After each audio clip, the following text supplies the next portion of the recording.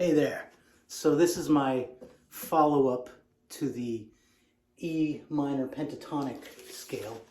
I'm giving 5-minute lessons here from my daughter Hannah, who's 2,000 miles away, plays guitar.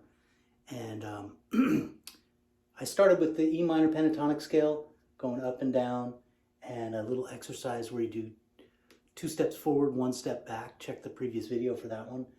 Now, I got cut off by an alarm at the end of that one, so I wanted to just sort of finish it up. This might even be shorter than 5 minutes, this one, but doing an arpeggio, and then also the chord, obviously. So pentatonic basically means 5 notes.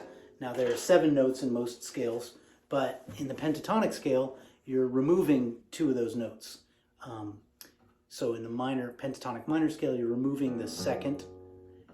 So you just play 1, 3, you know, it's a flat 3, 4, 5, and then flat 7, and the root back to the root, which is the 1. So there's that last one doesn't really count. You know, that's the same note again, just higher up. And in order to make a chord, you have at least 3 notes. Now you can do a power chord with 2 notes. You know that that's just those 2 notes. But to do a chord that's either major or minor, what we do is we have a root and a third and a fifth. And in this case, it's root, third, fifth. Root is the 1, third is the 3rd note in the scale. And now, but maybe not with pentatonic because it's actually the 2nd note, but the 3rd note, and then the 5th.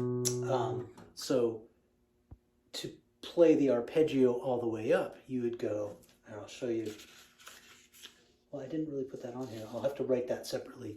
But it's root, 3rd, 5th, root, 3rd, 5th, root.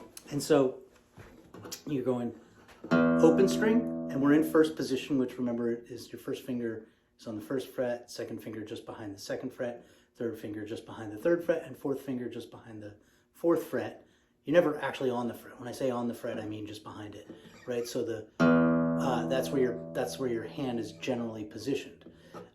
You go root, which is the open E, third, flat 3rd, which is the G, which is the 3rd fret, and then 5 is your B, which is on the 2nd fret of the A string, and then E, which is the root again, and that's the 2nd fret of the D string, and then the open G string, the 3rd again, the open B string, which is the 5th again, and the open E string, which is the root again.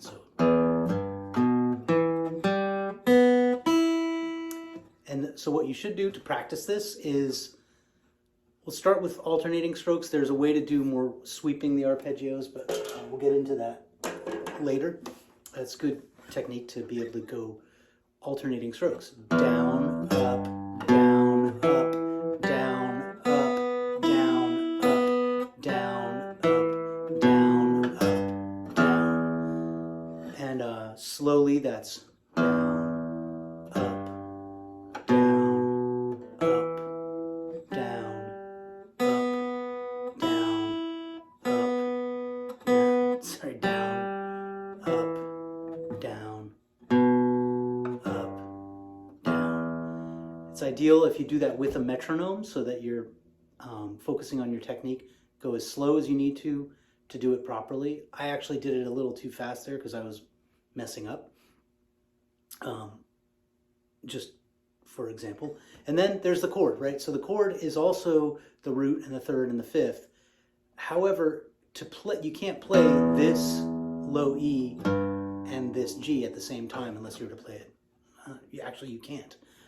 So you skip that one and just play these 2 notes. It's the root, 5th, root, 3rd, 5th, root, and it's right.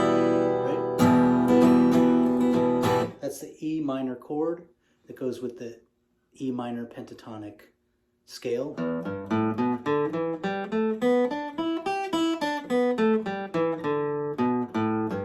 Which goes also with the arpeggio.